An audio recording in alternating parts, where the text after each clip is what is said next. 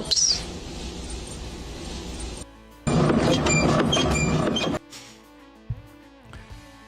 Rise and freedom. I'm Austin Petersen. You're watching and listening to the Wake Up America show on the For Liberty Network. Today is Wednesday, the 11th of March.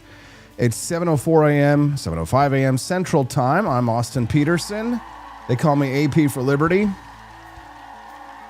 Let's just get this show on the road. The masks are off, knives are out, and Washington is lying, of course, about what the fight is really about. Donald Trump is not just in a fight with Thomas Massie. He's in a bit of a tussle with some of the old promises or feelings of his own MAGA movement. J.D. Vance and Marco Rubio are not just hanging around in the background. They're circling what could become the first real succession fight of the post-Trump right. The federal government is once again trying to discuss surveillance in that soft, boring language they use when they do not want you to notice they are reaching into your life. And on the ideological fringes, we have a growing question about whether anti-globalism is leading people back to American liberty or towards somebody else's empire fantasy. So yes, it is that kind of a day. This is a who are you really day. What do you really believe about war, about power, about privacy, about the United States of America? Because when the pressure goes up, when the missiles start flying, when the spies start whispering, and when the succession games begin, that is when you find out who was serious and who was just wearing merch. Now, let me just say, the merch is incredible. Don't forget to visit forlibertyshop.com. That's the number 4libertyshop.com during the live show this morning. Check out our awesome 250 years celebrating the United States from 1776 to today. I think this is my new favorite shirt. Brad put together this nice join or die 250 years strong snake t-shirt, a beautiful design, very soft, very nice, for a good price. So check it out over at forlibertyshop.com and unlock that bonus content with your purchases. So we're going to start with Thomas Massie this morning, and this is not like a personal beef. What this is a stress test that's turned into a personal beef. I mean, Massie has been, over time, one of the most consistent voices saying that if America is going to edge towards war, Congress needs to act like Congress. I know that's crazy. I know that sounds extreme. Asking for a vote before a war, that makes you the weird one. But that is the question hanging over the right. If you say you're America first, do you still believe in constitutional restraint when things get hot? Then we get to the next big question. Who comes after Trump? And don't let anybody tell you this is too early, because in Washington, the next presidential race starts about 10 minutes after the last inauguration. Okay, J.D. Vance and Marco Rubio, they represent two very different futures for the right, two different temperatures, two different instincts, two different ways of holding power. So we're going to talk about what that race really means before this gets turned into, a billion overly paid consultant PowerPoints, okay? Judge Andrew Napolitano will be joining us live this morning at 8 a.m. Central. It's big brain time. He's going to talk about government surveillance 702, the question that nobody in D.C. ever wants to answer straight. How much of your private life can the state scoop up before we admit that the Fourth Amendment is treated like a suggestion? I mean, they call this a technical issue. I think it's a liberty issue. And then Courtney Turner joins us at 8:30. I haven't spoken to her in 20 years. Back in the day of the Ron Paul days, we linked up recently over on X because we were both deeply concerned about what's happening on the right. Courtney Turner joins us to we're going to have one of the strangest, most important conversations on the political atmosphere right now at 8:30 a.m. Central Time. Alexander Dugin, civilizational politics, and what happens when people get so fed up with globalism and how their country's being run that they start drifting towards someone else's authoritarian mythology. Not every enemy of the current order is a friend of liberty. Some of them just sound more exotic while they're selling the same old poison. And for those of you who want the insider track this morning, the $100 mini documentary is available for you to unlock. Today, we finish strong with the Battles of the American Revolution Lego mini documentaries that we have been producing. I have been producing these excellent 5-minute mini documentaries for you all to enjoy, documenting some of the greatest victories of the Americans during the American Revolution. And today it's the finale, the Battle of Yorktown, available for you for the low, low price of $100 raised. So drop those Rumble rants, get them started a little bit at a time. You may think, oh, it's $1, it's only $5, it's not a big deal. It does add up. It matters because somebody might go buy a coffee at the shop. They might get the Join or Die 250 Year Strong shirt, but then you put in the $5 and that takes us over for the mini documentary. And of course, the game show mode unlocks if we hit $150. Then you guys get to play our mini games against each other. So are you smarter than a fifth grader? And somebody gets to walk away with a nice prize from the gift shop, a real prize. So when Donald Trump turns the missiles towards Thomas Massie, it's not about just one congressman. It's about whether the movement still believes what it believed when it was out of power. Okay, so this is not just a policy disagreement. This is a political divorce with the lawn furniture being thrown onto the street. So Donald Trump is not just mad at Thomas Massie. I mean, he has decided that for once, he is filing a formal declaration of war. He's saying, I'm not just going to yell at you from Washington. Donald Trump has announced that he is going to show up in Congress Massie's hometown and introduce him to some consequences. The New York Post reported March 10th, Trump is taking his war against Massie straight to Hebron, Kentucky, to boost Ed Gallrein, the retired Navy SEAL that he has backed against him. The White House has been casting Massie as the Democrats' favorite member, which is the kind of line you deliver when you want the base to treat a man like he just defected to MSNBC, okay? Now, Trump and Massie are not natural enemies. These are men who have overlapped for years on outsider energy, on distrust for the establishment, disgust for the old neocons, the country club Republicans. But right now, they're staging a public breakup in front of the entire right. We've seen this before. Donald Trump did this with Elon Musk and then famously got back together with Elon recently. What everybody thinks this is simple. Trump is defending the movement. Many people say Massie is being disloyal, but what this is, in many ways, is a test of whether the right can handle a constitutional objector and whether or not an outsider rebel like Massie is savvy enough to find a way to win against the odds, like Trump himself has done. We're going to set this up today, break this down, and talk about this in depth, because while I think this is not the type of topic that everybody's going to be having over they're discussing over their dinner tables and at the water cools at the office today, this is a movement, and this is something that I have a particular insight into, which is why I'll be devoting the first part of my show to this topic this morning so that we can suss the ins and outs. And I don't want this to just be me throwing my opinion at you kind of a thing. Obviously, Judge Napolitano will be here at 8. Courtney Turner will be here at 8:30. I'll ask their thoughts on it. The judge may not agree with me. Courtney Turner might agree with me. But I want to hear your thoughts as well. So make sure that you're dropping comments. I am monitoring the live comments during the show. And sometimes I can even pull them up like this. Ba-ching, ba-ching, ba-ching. So you can see them too.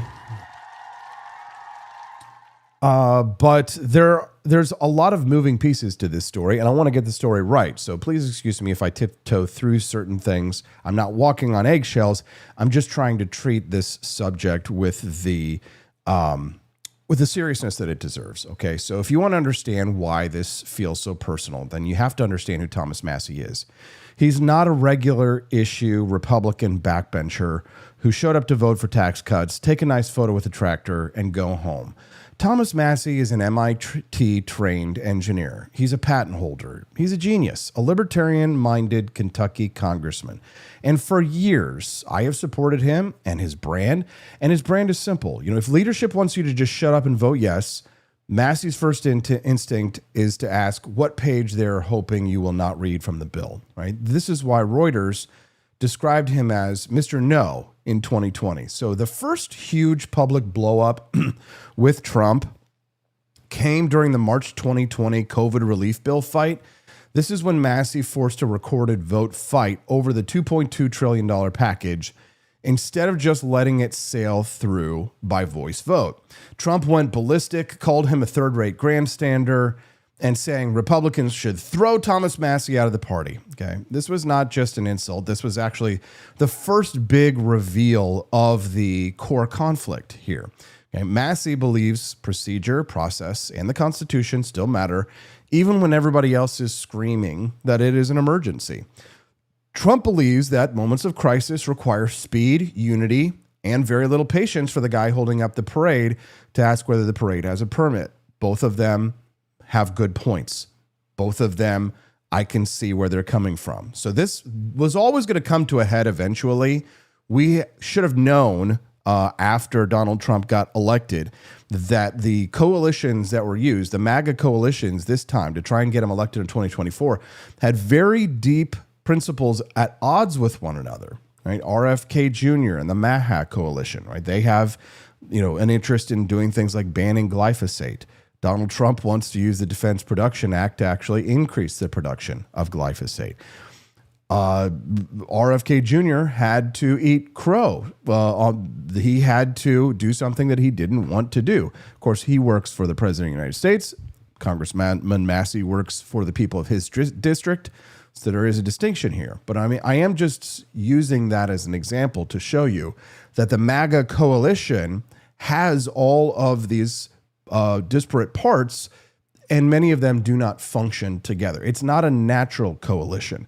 It's a somewhat unnatural coalition of groups that had an interest in preventing the Democrats from coming to power in 2024. And it had to do with lots of things. It had to do with trans in the school bathrooms and in the locker rooms. That was an issue that compelled social conservatives to vote for Donald Trump. There were the national security conservatives who were fans of Marco Rubio. There were the people who are paleo-conservative, Pat Buchanan, the people who like J.D. Vance. These are the types of coalitions that you have in the MAGA movement, and you see these. And then there were the libertarians, of course, under Thomas Massie. Some of them Libertarian Party members who didn't want to vote for Chase Oliver, and some of them just small L libertarians who thought that Kamala Harris would be bad for the economy. Okay, so this conflict was baked in to the 2024 election. This was eventually going to come to a head. This was inevitable, and you just didn't know exactly what the flashpoints might be. So one man is a force of will politician. The other is a principle first gadfly who often seems to enjoy making everybody in the room miserable on constitutional grounds, which is, to be fair, a very on-brand Kentucky export. I backed Congressman Thomas Massie in that fight then when he demanded during COVID that everybody come back to Washington, D.C. and vote for our money. And I still think he did the right thing. So a point for Massie in that column. So, and yet for all of that blow up, right? This relationship was not a straight line to disaster, okay? This is what makes this story better. It was a rupture, then a reconciliation, then another rupture, which is usually how you know you're dealing with real politics and not just a Hallmark Channel screenplay, okay? AP reported that Trump, the same man who wanted Massie thrown out of the party in 2020, came back around and endorsed him as a conservative warrior and a first-rate defender of the Constitution, not a third-rate grandstander. Now, don't forget this. This is important because that is a pretty good reminder that in Trump world, yesterday's heretic can become tomorrow's hero if the incentives line up. But then 2024 told us the underlying distance between the two never really went away. Spectrum News reported Massie did not rush to endorse Trump for president. He backed Ron DeSantis first, then waited until 11 days before Election Day to endorse Trump in the general. So that is not the behavior of a man who's fully inside the tent with his feet kicked up. That's a behavior of a man who will come home eventually, but only after making sure everybody knows he still has his own zip code. So when people ask, why did this feud return? The answer is because it never actually went away. It was managed. It was suspended. It was papered over by electoral necessity. But the deep question remained. Can a movement led by Donald Trump make space for a man who puts constitutional scruple process above personal loyalty? And can a man like Massie stay relevant in a movement that runs to a large degree on personal loyalty, political force, and the public humiliation of dissenters? And that is a tension. And Iran didn't invent this tension. It's not new. Iran simply exposed this. Now, let's be fair to Massie here, okay? If you're going to do internal accountability on the right, you don't get to cheat. On Iran, Massie has a real argument. His objection was not, I love the Ayatollah, okay? His objection was that Congress exists. Reuters reported Massie and Tim Kaine were part of the effort to force war powers votes, and Massie said there was no urgency requiring Trump to act without congressional approval. Now, this is the heart of the thing. For years, the American right has been saying that we are tired of endless wars, tired of executive adventurism, tired of presidents drifting into foreign conflicts while Congress pretended to be a decorative accessory. It's reasonable to assume that America first does mean America first, not taking care of problems overseas, unless those problems overseas arise to a situation whereby you are looking after America first. And there's an argument to be made on that side as well, if we're to be fair to the president and his supporters on Iran. I'm trying to be fair I'm getting the facts straight, and then I'm going to distort them as I please. Okay. The moment a Republican president does something that raises this question, right, half of the people who used to give us a lecture on James Madison will start acting like the Constitution's just a nice pamphlet you hand out at tourist sites, okay? That is why the fight has cut so deep. Because spending fights matter, but they can be papered over with some deficit talk and a few angry fundraising emails. War powers are different.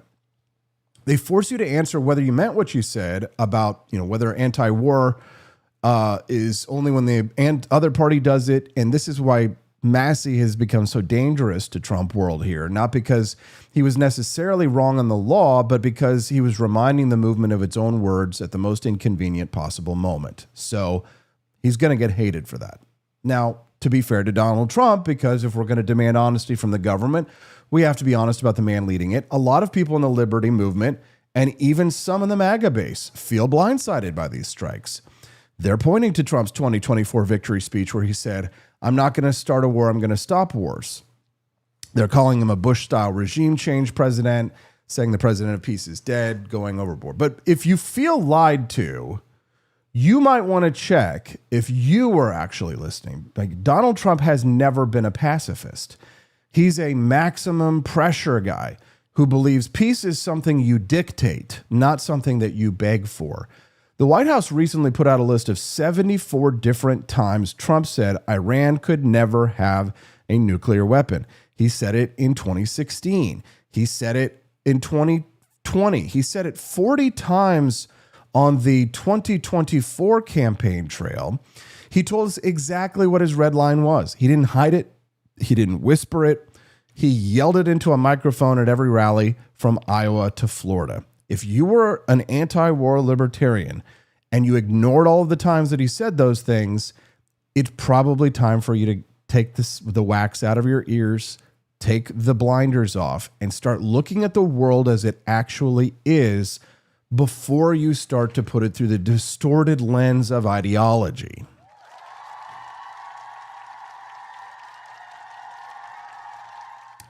Are you really free if you're locked into an ideology? Are you really a free thinker if you can never do anything or never act because you are held back always by some obscure philosophical treatise that's loosely held together principles of a faction, of an ideology within the country, and they use peer pressure and bullying tactics and techniques to force you to behave a certain way and to always be inert and inactive. You're incapable of accomplish anything for your goals because you might break. Oh no, you might break something while you're trying to fix something. Yeah, you might make mistakes. You might fail if you try and do things. As a matter of fact, it's probably guaranteed you will fail when you try new things. But that doesn't mean that you should sit back. That doesn't mean that you shouldn't do anything. You have to recognize that if you want to write history into, if you want to write into history, write yourself into history, that there's going to be some, if you want to make an omelet, you're going to have to break a few eggs. That's true. That is true whether we like that or not. That is a literal truth, not just a metaphorical truth.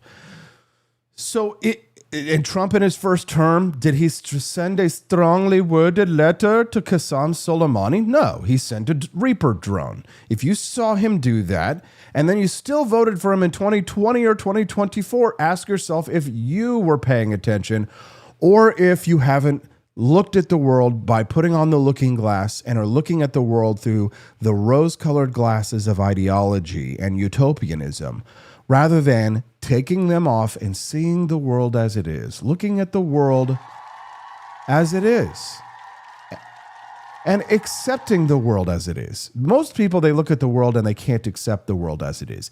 Even if you want to change the world, you still have to accept that it is what it is in order to grab onto it. Otherwise, what are you looking at? Shadows? Broken pictures where the pieces are some perfection that it could be. Oh, it would be so great if only, if only. Listen, you got to have your dreamers in this life. You have to believe that you can change the world, and you have to have a vision for a new world. But for the love of God, before you can actually grab hold of the machinery of the world and change the world, you have to actually take off the glasses and grab a hold of what is real and see what is real and know what is real. Trump strikes me as a cold, hard realist. So when the administration claims that Iran was rebuilding facilities that were obliterated last June, or they were weeks away from bomb-grade material, Trump seems to be acting on the instinct that he's had for years. He sees himself as the only person who's willing to pull the trigger to prevent a nuclear Middle East. And God bless him for it. God bless him for it. Now, Steph793, she says, remember a few days ago I said I'm not in some libertarian rule box? I did, and that's what made me think about that, actually. You've been inspiring me too, Steph, and we're glad you're here. Okay, well, it's good to have people who are outside the box thinkers. If you are the type of person who can think outside the box, you're going to be comfortable over here on the For Liberty Network. You're in the right place, okay? This is a certain kind of show for a certain type of person, and we are not everybody's cup of tea, but we could be your box of Founding Flavors coffee. How's that? Steph, you said USA bombed that girls' school. I'm not so sure that's true, because Trump said that it's not true. Said that they actually did that to themselves on accident. So I'd love to see some evidence on that, and I'm willing to change my mind if that's true. But we are glad that you're here, Steph, and I completely understand why you're upset about these things, and you have every right to be. You're a free-thinking American. But I want to invite you to look at some of these things maybe from a different angle as well. So stick around to the end of the show today, because you're going to love my guests. Judge Napolitano will be here about 30 minutes from now. And then we've got Courtney Turner, who I haven't spoken to since it's been like 20 years. Courtney Turner is going to join us to talk about the Duginism that's infecting the right at 8:30 a.m. Central Time. Good morning, Willis FX88. Nice to see you guys here. Don't forget to click the like button as you're filing in, guys. And I'd be glad to have you guys be regular guests. Willis, we need Willis to get a sub. He doesn't have the little red castle next to his name. Do me a favor, guys. Let's gift some subs over there in the chat so that Willis can get that red castle. We want to see as many people as we can being part of the sub program, because that means whenever we go behind the paywall, which we do sometimes like on Fridays and Friday nights, you guys will be able to watch those shows and see that content as well. So really be grateful if you guys would gift each other some subs. Plus, it helps to unlock that bonus content. So back to the topic at hand here. So the problem isn't that Trump is changing so much. It's that his supporters saw a no more wars sticker and they ignored the locked and loaded reality. You can argue that Trump's wrong on the intelligence. You can argue he's violating the War Powers Act by bypassing Congress. But you can't argue that he wasn't clear about his intent. So the tragedy for the liberty movement is not a betrayal. It's a realization. They wanted a non-interventionist. They got a peace through overwhelming force deal maker. And when the deal fails, the force is all that's left in Donald's world. Okay? And here's where the right starts doing what the right sadly sometimes does best. It takes a serious constitutional dispute and throws it into an endless hysteria machine. And I get why. Listen, if I turned this show into an endless hysteria machine, the numbers would be freaking huge. I'd be like, not with those sound bites, Austin. Not with that soundboard. But it is so much better financially and from a perspective of eyeballs if you just say the craziest imaginable. You don't know, just make it up. You don't know, just make it up. But ask Brad, ask Colton, the guys who are helping us put together the For Liberty Network over here. And what I demand is a strict adherence to the facts. Just the facts, ma'am. And then I will get all hysterical about it. But a hysteria machine is hysterical because it's usually not based on any facts, because it's a lot easier to distort lies than it is the facts. This is where Epstein comes in, because the Epstein files question, which began as a legitimate demand for transparency, slowly turned into a political black hole. Every release generated 10 new demands, just like the JFK files. It became a fiasco. Every redaction proved a deeper cover-up. The lack of information proves everything that I had already believed. Isn't that convenient? Every attempt at closure became evidence of a bigger lie. Reuters reported last year that Massie and Ro Khanna pushed a bipartisan effort to force disclosure of more unclassified Epstein records, saying lack of transparency was undermining public trust. That part is real. The question-forcing function was real. But it is also true that the issue has evolved into a self-licking ice cream cone of suspicion.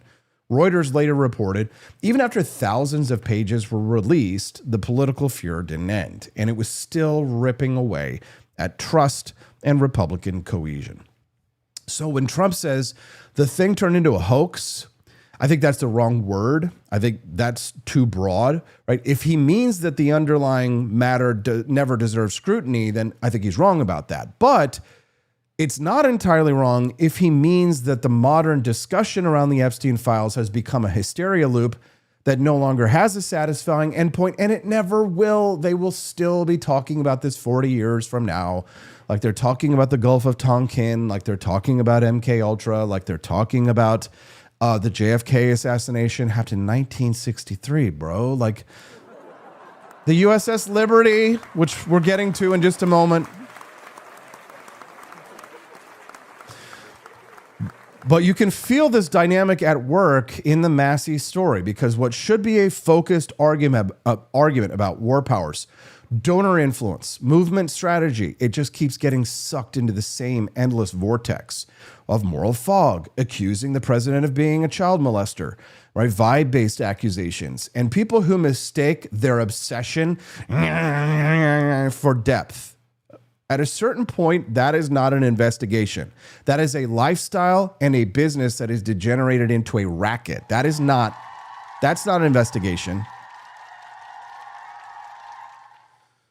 Now, here's where Massie has to take his own medicine on this. If you want to be the transparency guy as Massie, okay, great.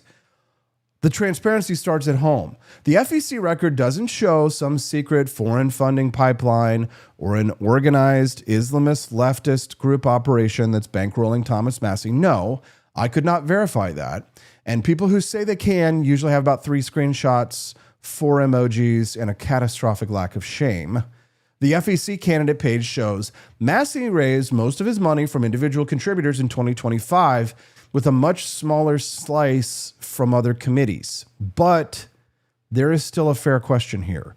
The Free Beacon reported that members of the Marouk family gave Massie about $35,000 in max donations in 2025. So while those same donors, they have a history of backing anti-Israel Democrats and anti-AIPAC causes. Now, that doesn't prove Massie's bought. It doesn't prove corruption. It doesn't prove some shadowy foreign operation, but it absolutely does justify asking why this donor crossover? Why now? And what do these people think they're investing in? People who spend that kind of money, they aren't just spending that kind of money because if they're not getting something for it. This is called normal political scrutiny. Now, you don't have to turn this into an ethnic fever dream. You don't have to say, I'm not saying the Muslims control him, okay? That's degenerate scapegoat theater, okay? The adult standard is very simple. Ask the donor question, why are they supporting you? Demand the explanation. We deserve it. We don't need any ethnic paranoia on this. If Massie wants transparency from everybody else on these Epstein files, he can answer his own transparency questions too. Why are these people investing in him? And I'd like to know. I'd like to know, and I'd like to know if you want to know. Do you want to know? Drop a comment below and let us know. And this is the part where it gets really dangerous and sad for me, because in some ways, I think this part of the discussion is where it makes me want to distance myself from Thomas Massie, even if I don't really want to. But a politician, you could be right on substance, and you start gathering the worst possible following. You are the average of the 5 people that you surround yourself with. And let's apply this rule to politicians. You're the average of the top 5 donors to your campaign. Okay. I like Donald Trump. And I think that despite his flaws, Trump is actually doing a pretty damn good job overall, all things considered. I'm not on the Donald Trump is a pedophile train. Okay. Massie, in this Epstein hysteria and in, gathering together some of these coalitions to try and protect, you can understand why, trying to protect himself from a primary challenge, but he's become a magnet for every disgruntled, overheated online poison faction on the right that wants to turn every disagreement into a civil war. This is civil war. This is civil war, right? The conspiracy addicts, right? You get the guys who think every story ends with the same ethnic master theory, right? You've got the Groyper adjacent saboteurs. They don't want a better right. They want a weaker right, a more fractured right. They want it to be destroyed. They're so busy cannibalizing this movement that they want to make sure that it never has the strength to govern and do the things that Trump promised that we want him to do. And that's why I'm not going to tell you the answer is, Trump should just crush Massie. Right, but I'm also not going to tell you Massie gets to float into some saintly cloud of principled distance while a poisoned online crowd turns him into their new mascot. Not everybody cheering for Thomas Massie wants constitutional government. Some of them just want a new vehicle for their old resentments. The right does not need flatterers, and it doesn't need arsonists. Trump should not treat every constitutional objection as treason. Massie should not let himself become the champion of people who mistake destruction for clarity. These two have reconciled before. They could again. But that only happens if the right remembers the difference between correction and sabotage. Otherwise, this will not be the last family fight. It will just be the next one and the one after that until we wake up and realize we did not lose to the left. We lost to our own addiction to hysteria, vanity, and purge politics.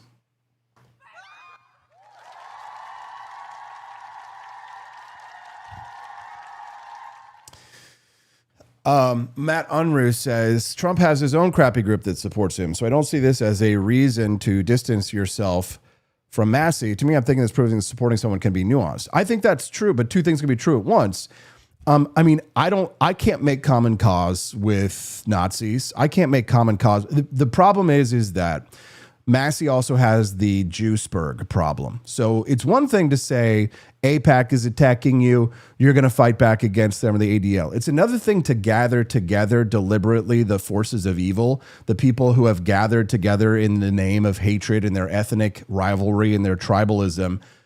This is why I called out these donors to Thomas Massie, because you do have to recognize that if you're going to accuse other people of shadowy conspiracies on behalf of the Jews, then you do legitimize attacks against yourself for having the shifty Muslims supporting your campaign. You want transparency? That cuts both ways. And if the coalition of people that are behind Thomas, if his only supporters are Groypers, Jew haters, KKK, Nazi, Muslims, who else? And non-interventionist libertarians, no offense. Stephanie was telling me the other day, about an event that she went to, a Liberty event in Michigan, and she said that she was surrounded by all of these women, mostly who were there to hear, I believe it was Justin Amash, but they were there to hear Justin Amash, and they were all wearing the burqas and the hijabs, and Stephanie, I remember she said at the time she looked around and she saw all of the Muslims in the community, and she thought, oh, they're here because they must be so interested in liberty, and it's like, no. No, that's not why they're there. No, that community is not there because they're interested in individual liberty. I can guarantee you that. Or if they are interested in individual liberty, it's because they are just trying to lord it over you. So I don't put the ethnicities or the world religions at parity. And I don't think that we should do the same thing when it comes to terrorist regimes like Iran. We should look at them as having parity with the United States in terms of their status as a nation state. That should be reserved for civilizations that aren't savages, right? Spain, name another country in Europe, or South Africa, right? If they recognize the individual rights of their citizens, if it's not a dictatorship, if it's not a slave pen, then they could be at equal status.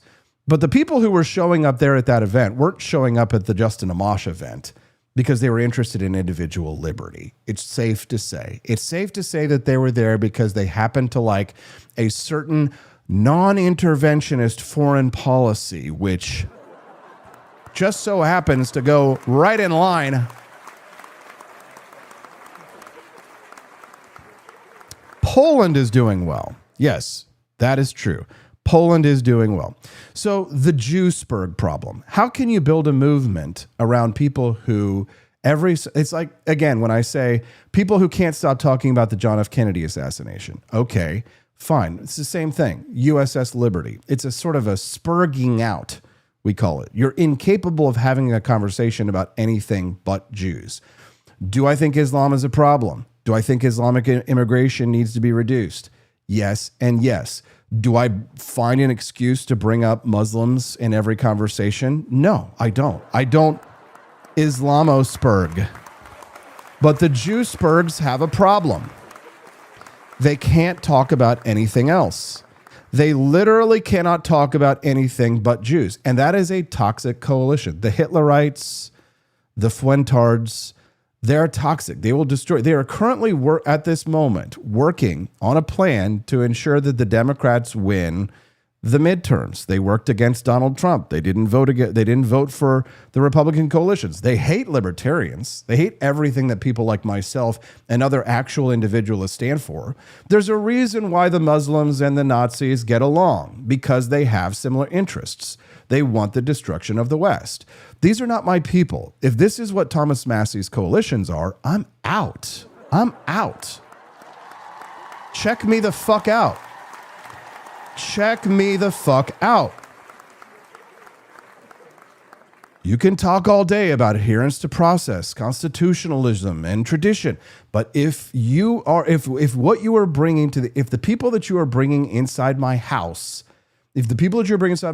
I wouldn't let sit down on the couch, then I'm out. You're out.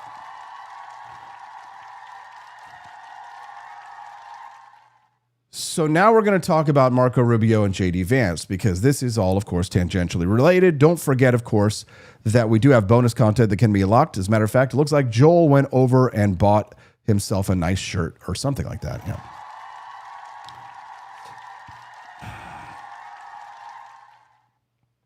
Click the like button if you haven't already. If today's your first time watching, then click the follow button as well. Looks like Joel went and got something from our nice vintage 1776 Liberty embroidered hat. Bro, those are so nice.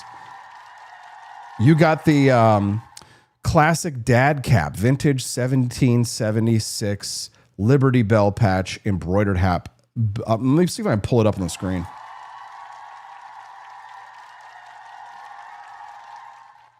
Yes. Okay, here we go. ForLibertyShop.com, guys. Check it out. ForLibertyShop.com. Let's see the classic dad cap. Let's see the classic dad cap. 1776. What is this image? So you guys have been making some funny images back there. Stephanie, did you make that? That's hilarious. Nice. 1776, 250th anniversary. Yeah, the camo hats, super nice. I got one as well. Yeah. Oh, see, you like the dad hat style. Cool. I like the trucker style a little bit. That's more my thing. But if you head over to forlibertyshop.com and you scroll down, you can see all of our newest products available, as well as the Petersen's Patriots Boston Tour. If you haven't visited the website in a while, head on over to forlibertyshop.com and check out some of our newest and latest and greatest products. When you scroll down, you can always see the latest product drops. So click that up there and it'll show you all of the new stuff that we have, like our 250th anniversary Liberty Bell design. We've also got the 250th anniversary double-sided flags, which people really love. Those are popular. And I'm wearing the new Join or Die snake shirt. I don't know if you can see it. So head on over, do some shopping at forlibertyshop.com. That's the number 4, libertyshop.com. And when you make purchases during the show, that helps us to unlock that bonus content. The trucker style is a little better, says Joel. Yes.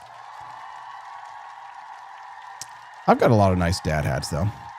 I'll tell you that much. All right, so it's time to discuss Rubio versus Vance. Okay, the shadow primary. So the Wall Street Journal has a headline out about the quiet competition between J.D. Vance and Marco Rubio for Trump's favor. And let's just say this is it. Right? I think that this is the official 2028 shadow primary. So it's happening right now inside the White House, donor circles, conservative media, and inside every private conversation where people are trying to figure out who gets to be the heir to Trumpism when Donald Trump finally steps off the stage. And the juicy part is this. Trump seems to be enjoying this, okay? Of course he is. This is like catnip to him.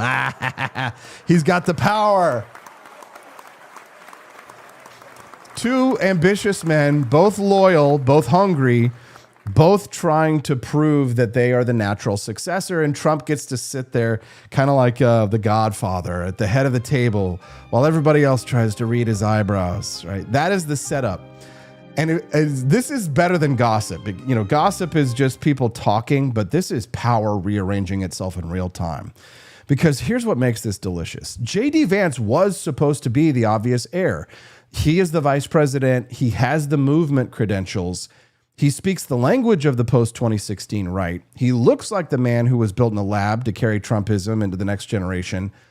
And yet suddenly Marco Rubio, the same guy many on the right used to see as a reheated 2016 leftover, I know I felt that way. I wasn't a big fan of him until lately. It's starting to look like he is the man with the momentum. Why? Well, because the world changed. The news cycle changed. The White House agenda changed. And now the man standing nearest to foreign policy, diplomacy, war, Venezuela, Cuba, Argentina, American power, it starts to look like he has become a lot more valuable to Donald Trump than the man who sounds like he would rather talk about restraint, family decline, and the failures of the foreign policy establishment. Interesting. So in other words, J.D. Vance may be the theoretical heir, but Rubio is starting to look like the practical one. And you can see this in the public record. Trump was asked in February to choose between Vance and Rubio as a future successor, and he didn't do it. He praised both men. He kept the race open. Now, politically, this is brilliant. Personally, it is also very Trump. Why pick one when you can keep both men dancing? Why close the market when you can keep the bidding war going? Right? Trump understands something about power that a lot of politicians never learn, and I wish libertarians could learn. If two people want your blessing, never give it away too early. Make them compete. Make them sweat. Make them prove they can carry the name, the coalition, the fight, the whole circus. So this is not just a story about who Trump likes more over lunch this week. This is a story about how he manages succession. He's not naming a crown prince, but he is holding court.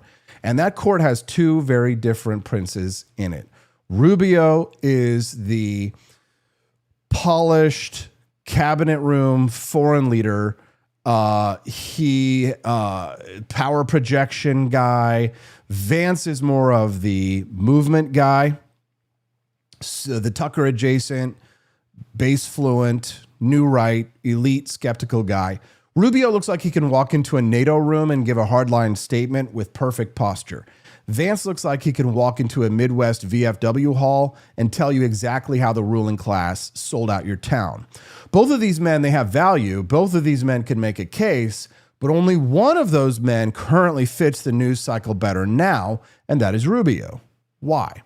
Well, because this administration is suddenly living in Rubio's world. Iran, Venezuela, Cuba, the use of American power, the language of force, the politics of command. And that is where Rubio shines. The Associated Press reported Trump himself said Vance was philosophically a little bit different and, quote, less enthusiastic about military action against Iran. That is not a small detail. That is the whole tension in one sentence. So Vance's strength is that he represents the part of the right that is tired of being lied to into wars by people who never pay for their mistakes. Rubio's strength is that he looks like the guy who can sell a show of American strength without breaking a sweat. So now the question becomes, what does Trump want more in the man who follows him? The movement heir or the governing heir? The ideological son or the executive son? The man who can channel the base's anger or the man who can command the room? And that is why this story is so good, because, this isn't about friendship. It's not really even about personal rivalry. It's about who gets to define what Trumpism is when it becomes no longer held together by Trump's personality alone. And this is where gossip stops being gossip, because when the court starts whispering about succession, what they're really whispering about is the future of the regime. And in Washington, the most revealing conversations always start the same way. Not with principle, not with philosophy, but with a more human question. Who's up and who's slipping? Marco Rubio is rising for a very simple reason. The moment started looking like him. He's been sitting at the center of the administration's most visible foreign policy battles. And politics is always downstream from relevance. If you're the guy with the hot files, you start looking like the guy with the future. Reuters reported in January that Rubio's political fortunes had become closely tied to Venezuela after Maduro's capture, because Rubio was a central figure in shaping what came next. That is important, not just because of Venezuela itself, but because it let Rubio look like a man of action on an issue that matters to Florida, to Latin American exiles, to anti-communist voters, and to any Republican who still likes the idea of an American government that actually takes a side against socialist thugs. Hello, me. If you layer Iran on top of it, Rubio's advantage gets bigger. Reuters and AP have both reported on the Iran split, with Vance representing more caution and Rubio more hawkish alignment with Trump's decision to strike. Now, whether you like that policy or hate it, it does politically make something very clear. It makes Rubio look like he is speaking the president's language in a moment of crisis. And in a White House that thrives on strength, the person who looks most natural explaining the use of power gains ground. So Rubio has also benefited from something less tangible but very real. He looks like he can play two games at once. He can talk to the base in the language of the national interest, border security, civilizational self-confidence, and hardness towards our enemies, but he can also talk to donors, senators, foreign leaders, and the kind of uptown Republicans who still want their president to sound like he's read a briefing book before breakfast. So that dual appeal is a big deal. J.D. Vance, he has a clearer hold on the movement edge of the party, but Rubio has a better shot at looking like a system-stabilizing figure without looking like a pre-Trump relic. And that is the key change, because a lot of people on the right, including me, used to look at Rubio as a leftover from the old GOP, a guy from the 2016 primary, got broken over Trump's knee and never recovered. But his current role has reframed him. He's not being seen as little Marco anymore. He's being seen as the guy standing next to power when power is actually being used. And that changes things. It changes how voters read him. It changes how donors read him. It changes how Trump reads him, because Trump loves strength. He loves loyalty. And let's be honest, Trump loves a winner. If Rubio keeps looking like a winner on the biggest files on earth, he will keep looking more like a plausible heir. So because politics is not just about ideology, it's about who looks like they can walk into the Oval Office without asking where the light switch is.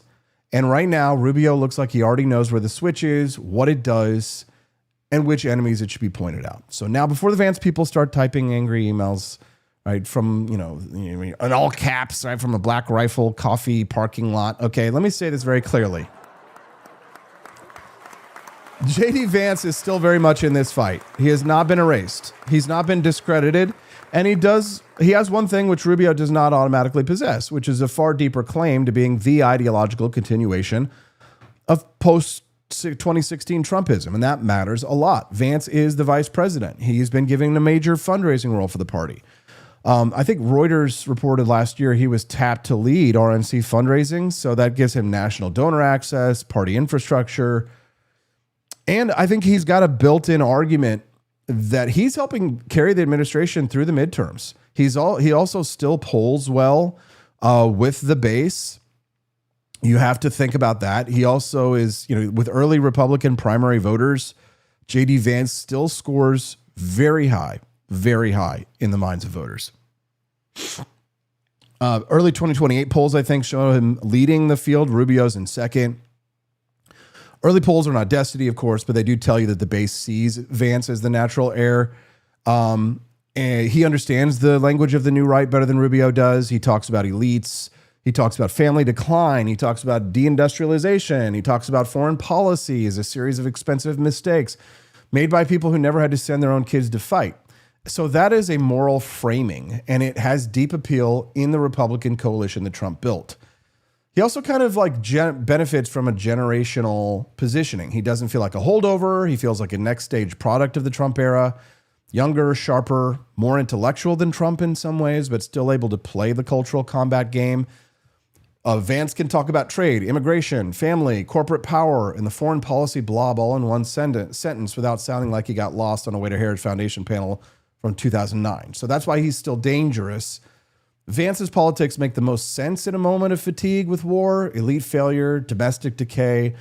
Rubio's politics look stronger in a moment of international confrontation and command presence. So the question for Vance is whether the party in 2028 wants a tribune or a secretary, a movement heir or a governing heir. And if the Iran situation goes badly, if foreign policy blows back, if the base starts feeling lied to or dragged into another conflict, then Vance's caution will suddenly look less like hesitation and more like wisdom. So Rubio may own the moment now, but Vance may own the thesis. And in politics, the man who owns the thesis can survive a lot of bad news cycles as long as the world eventually proves him right. Now, there's a Tucker Carlson factor to this, which we aren't going to have time for because Judge Andrew Napolitano is going to join us live and talk about this and more in just under 5 minutes. So don't go away.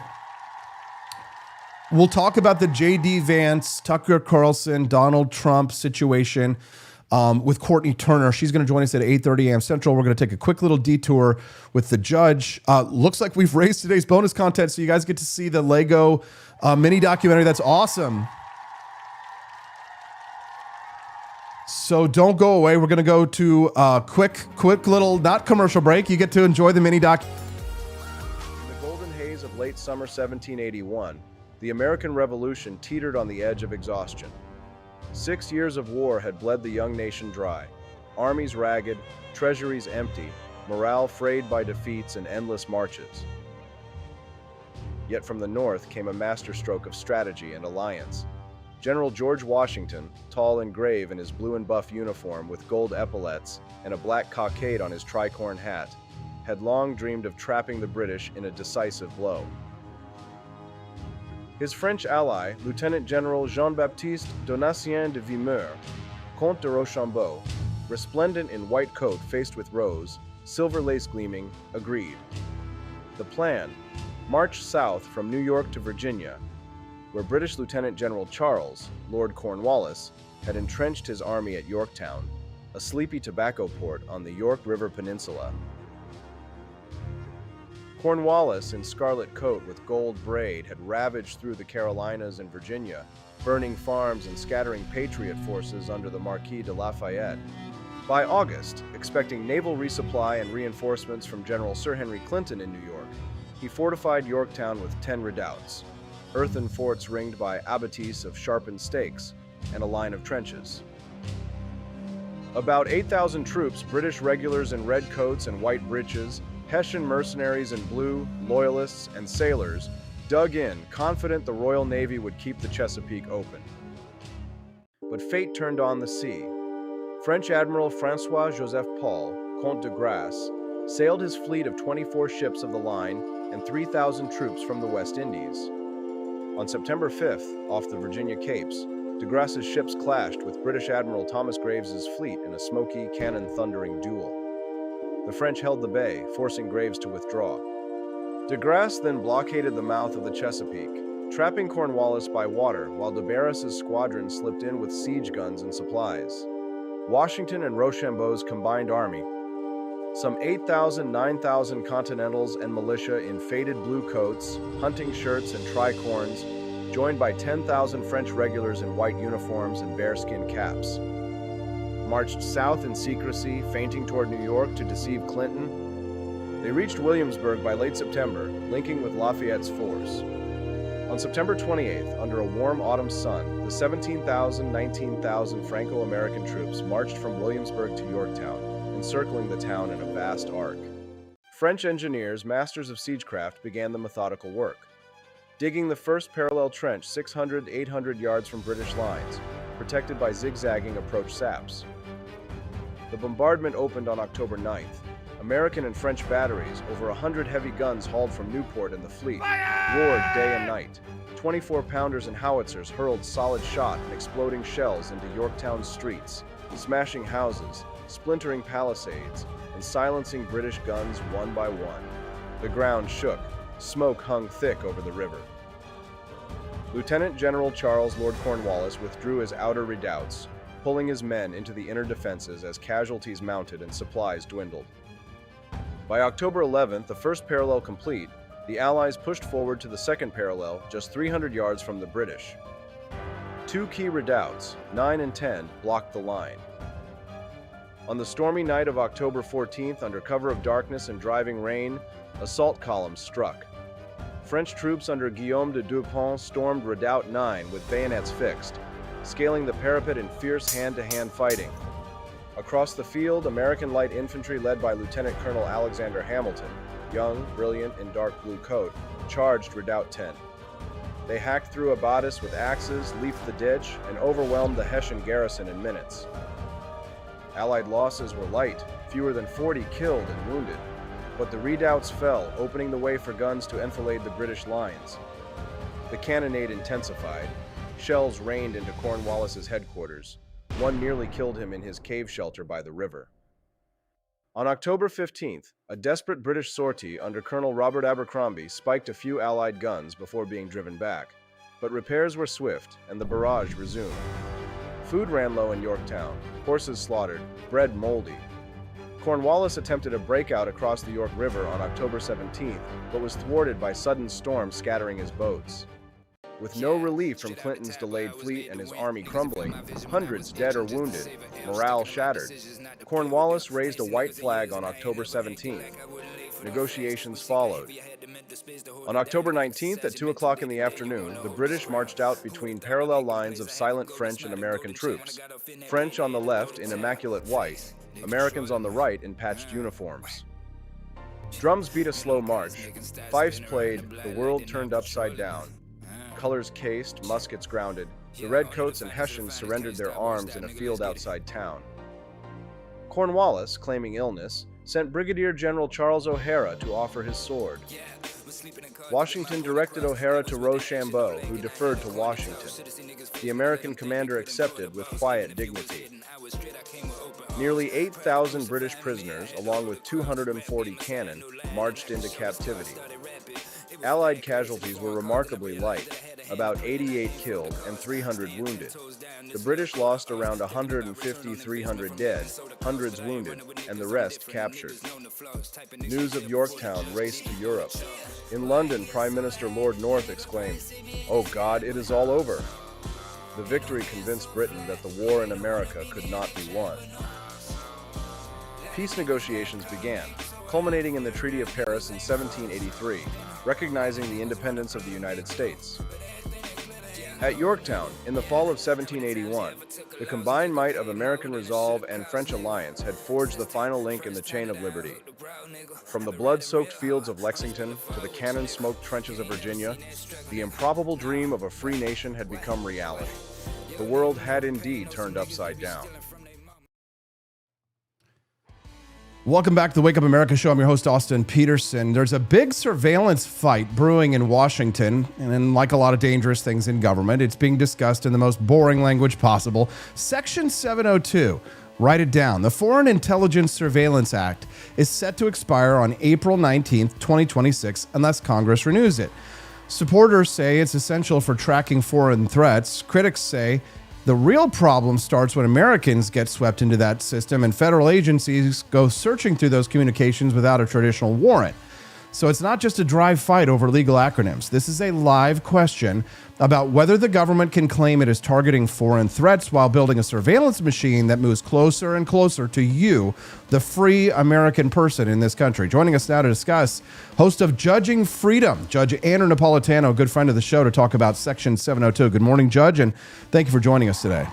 Good morning, Austin. Always a pleasure to be with you, my dear friend. Judge, for people who never heard the phrase Section 702, they probably, their eyes might glaze over. What is this, some boring legal acronym? But what does the law actually allow the government to do in plain English? 702 is one of the sections of the FISA statute, which sunsets, so it has to be reauthorized every 5 years. FISA is the Foreign Intelligence Surveillance Act, which creates a secret court that only the government appears in front of, and which issues search warrants, spy warrants, surveillance warrants on Americans based on a standard of proof far lower than what the Fourth Amendment requires. The Fourth Amendment says if the government wants to search or seize anything, and the Supreme Court has said surveillance is both a search and a seizure, it has to demonstrate probable cause of crime and get a judge to sign a search warrant specifically describing the places to be searched or the persons or things to be seized. FISA lowers that standard from probable cause of crime to probable cause of speaking to a foreign person. It could be your cousin in Dublin or an art dealer in Florence. Speak to a foreign person and you're the government's target. Section 702 says the government can surveil communications with foreign persons, even if those communications are with Americans. So again, if you're in Jefferson City, Missouri, and you call a relative in Ireland or an art dealer in northern Italy, or email or text them, the government can download the contents of that conversation. Then it can make you a target and, without warrants, surveil all of your communications, even those that have nothing to do with your cousin. And this is hypothetical about the cousin and the art dealer, the cousin in Ireland or the art dealer in Florence. Then it can surveil whomever you speak to out to the sixth degree. You call your sister-in-law, she's a target. She calls the teacher of her children in school, the teacher is a target. The teacher calls her minister or priest, the minister or priest is a target. This goes out to the sixth degree. Now, if you do the math, in 2023, the last year for which we have these numbers, the FBI surveilled 3 million Americans who spoke to foreign persons. If you take those 3 million out to the sixth degree, it reaches 340 million Americans, which is the population base in the United States. When this Section 702 was up for extension in 2019, if I've told you this story, stop me. It's a crazy story. I was a host on Fox and Friends. The morning that it was coming to the president's desk, I looked in the camera. I said, Mr. President, please veto this. This is the same nonsense that was used against you before you were in the White House. God only knows they're probably using it against you now. The latter turned out to be true, but candidly, it was a guess on my part. 10 minutes later, he tweets, I'm vetoing the extension of 702. A half an hour later, Mike Pence, then the vice president, Mitch McConnell, then the leader of the Senate Republicans, Paul Ryan, then the Speaker of the House, go rushing to the Oval Office. There were others there, one of whom told me the following. You can't veto this. Oh, the judge tells me it's against the Fourth Amendment. Oh, the judge thinks the Constitution means what it says. Then he says to this same person in the audience, please tell the judge I'm deeply grateful for his advice, but they've twisted my arm. Now he's in favor of 702. Now that he has a more pliant FBI than CIA than he had in his first term, he wants these powers out there. So that's problem number one. That's what 702 is. You'll hear great speeches about the right to be left alone from Congressman Thomas Massie and Senator Rand Paul, but they will be seriously outvoted because the intelligence community has dirt on almost everybody. I'll give you an example. Mike Johnson was the Speaker of the House when he was just a plain congressman from Louisiana, railed against 702, voted against 702, condemned 702. Speaker of the House receives an emissary from the intelligence community. They talked to him for about 2 hours. God knows what they told him and showed him. Comes out, changes his mind 180 degrees, and votes in favor of it. Judge, there's an old joke that says that the president of the United States, they always come in with these big dreams and plans, but that when they first get to the Oval Office, that they show them a little movie, and it's the JFK assassination, but from the side of the grassy knoll, basically, which is, you talked about the intelligence agencies having dirt on everybody. So I mean, are you sort of alleging, Judge, that really the president isn't even really in charge? I don't think he is in charge at all. Certainly not this president who doesn't read, who doesn't have a philosophy of life or other than self, or a philosophy of government, or even an understanding of government. When I did talk to him, this is one of the last conversations I had with him, and it was right before Joe Biden was inaugurated. And I said, where are those JFK files? And he said to me, well, Judge, if they showed you what they showed me, you wouldn't reveal them either. What did they show you? He said, well, when we're together next, or we're talking and there aren't, and then he raises his voice, 15 people listening to the phone call, because he was calling me from the Oval Office, I'll tell you. Now, I don't know what he was talking about. We never had a follow-up conversation. The so-called JFK files that they did reveal were nothing. So who knows what kind of threats have been made on him. So as bad as 702 is, in the Trump first administration, without telling the president, the FBI spent $5 million buying a product called Pegasus from an Israeli developer. They didn't tell anybody about it. One of the liberal civil libertarians in the Senate, I think it was Ron Wyden, learned about it. They dragged Chris Wray, then the head of the FBI, before a Senate committee, refused to testify in public. He testified in private that, yes, the FBI did buy this. It's called ZeroClick. ZeroClick allows the owner of the ZeroClick to engage in computer hacking without having to trick the target into clicking onto a link. We all get these crazy links, click here to save money, click here to win the lottery in South Africa, whatever the hell it is. You click and they're inside your system. This allows the owner of ZeroClick to engage in computer hacking without tricking you into a click.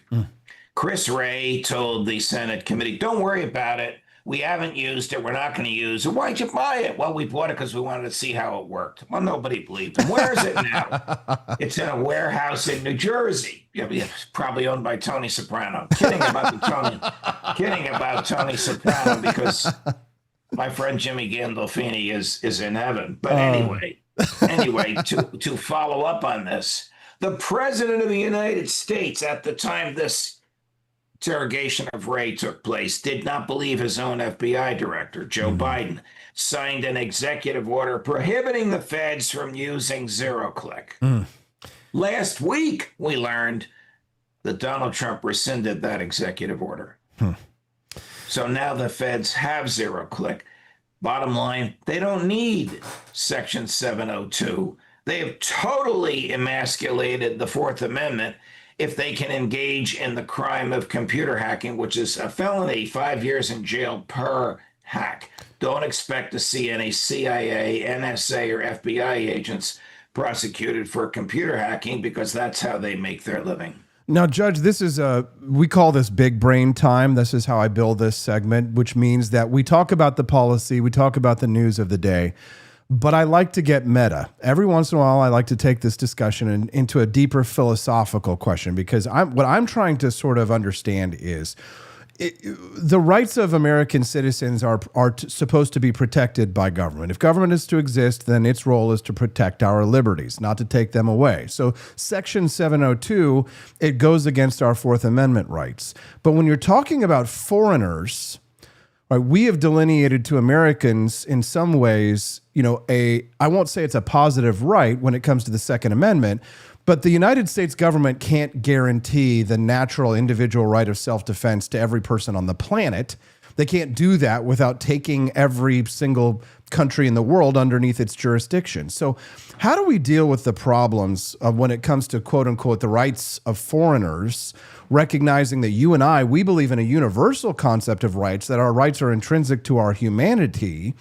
Therefore, say if someone wants to immigrate to the United States, then that becomes a question of whether or not they're within our jurisdiction. And we have this fight in our country about like anchor babies, they call them, a citizen, the child of an immigrant, do they become a citizen? And only in I think the United States and one other part of the world do they do that. So then when you talk about a question like spying or international surveillance, in this context, should the United States federal government have to get a warrant to spy on a foreigner in the same way that they would if they were spying on a foreigner, if they were having a conversation with the United States? What is the legal process that is, I guess, respectful of American jurisprudence and the law? That are we to respect I guess my question is, are we supposed to respect the rights of people outside the United States government who are not within our jurisdiction? The short answer is no. The Supreme Court has ruled that the Fourth Amendment does not apply to people who are outside the United States unless they're Americans. Now, you have to understand that wherever the government goes, the Constitution goes with it. So if you're in the American embassy in Great Britain, you have a Fourth Amendment right. But if you're talking to a Russian spy outside the American embassy, you have the Fourth Amendment right. The Russian spy doesn't. I mean, that creates the problem of what do you do when an American is inadvertently caught up in the communication. The initial FISA statute said the American part of the conversation had to be kept from American spies and from law enforcement, no matter what the American said. So if the American reveals that he beats his wife, that information can't go to a prosecutor to charge him with wife beating. This is a very technical, complex issue that rarely arises. Before FISA, the Americans would have asked their local hosts to spy on the foreign person, whether it violated local law or not. After FISA, the Americans do the spying from the United States and willingly capture whatever the American says out to the sixth degree. So you can see how it's blown entirely out of proportion and against the grain of the right to be left alone. There is no right to be left alone anymore. Well, some people would argue, Judge, that the only rights you have are the rights you can defend. Our belief is in a concept of natural rights which are intrinsic to humanity. But if you have a Second Amendment right, but you're never allowed to actually use it, can you truly say that you have the right? And this is good. That's very, very good observation. So I guess what's the strongest argument that the other side makes here, Judge? So that if I want to be a better advocate, for your position, so where does the other side have a point? Where they say it is necessary to stop terror attacks or foreign plots. They have no point. They don't care about the Constitution. These are just scare tactics. They can't point to a single plot that was disturbed as a consequence of violating the Constitution. If they have, I'd like to see it. I challenge anybody in the NSA to give me a plot that was disturbed by their violating the Constitution. I've had that standing challenge out there for 15 or 20 years. No one's ever come forward with one. Well, I would think they would. If they had, they would be fired, because that would be a revelation of national security secrets. Well, I mean, the government, as you know, creates phony plots. These are called stings, and then claims, look at how we saved you. False Saved flags. us from what? Saved us from what? From a crime that was never committed? Well, the guy was going to blow up a barrel. Yeah, the guy thought it was filled with gunpowder. It was filled with talcum powder. What kind of a crime is that? Judge Andrew Napolitano always stays true north to the constitutional principles of individual liberty, even if it means that he might get a bomb thrown at his head. He would rather live free and die than to live in a cage by his enemies that said you'll be safe and you'll be warm and you'll be taken care of. That is unlike a great many Americans, Judge, who are happy to live in the cage. They're happy to give up their Fourth Amendment rights. They don't care. They think that if the government's going after a terrorist and they're bad, if I'm doing nothing wrong, then I have nothing to hide. Most people, like you have said, Judge, in your great book, A Nation of Sheep, most people are asleep. They are sheep, and they are unfortunately ripe for the slaughter, as George Washington said. Judge, where can we get more of this hard-hitting analysis? And who are you talking to on your show, Judging Freedom, about individual liberty? I have Professor Glenn Deason, Pepe Escobar, Phil Giraldi today, Colonel Lawrence Wilkerson, and Colonel Douglas McGregor tomorrow. Austin, my numbers have been through the roof since Netanyahu and Trump began their war of choice. It's been crazy to watch. Through the roof, to the point where I'm getting the views in a week that I normally get in a month. Judge Andrew Napolitano's show, Judging Freedom, taking off like a rocket. Judge, we are always so grateful you join us every Wednesday here and share your wisdom with us. We hope you have a wonderful day. Thank you, Austin. All the best to you, my dear friend. Thank you. See you next week. I mean, I think the president is... There's been some, Rubio said something about how, we had to act because we knew that Israel was going to act anyway. And I think people interpreted it, and then Netanyahu was in the White House a lot. I think this president has shown, whether you like him or not, and there's certainly things that I'm unhappy about and have criticized, but I think Trump is in charge. Like, he's making these decisions. There's nobody behind him. There's nobody pulling for all of that. The Russians or whoever, or the Israelis. It's just he's clearly. I mean, Elon gave him $250 million, and he still he didn't give him even the electric car credit. Like Trump is in charge. I think that's one of the big lessons from this, and I think that means that there's not a lot of second order thinking here. What's the move after that? He doesn't know. He's just acting. That's what's so wild about it, is that this older foreign policy establishment, which, was let the experts decide what the right foreign policy, all these think tanks, and that's just gone now. It's just irrelevant in this presidency, and I don't think it'll come back. And you love to see it.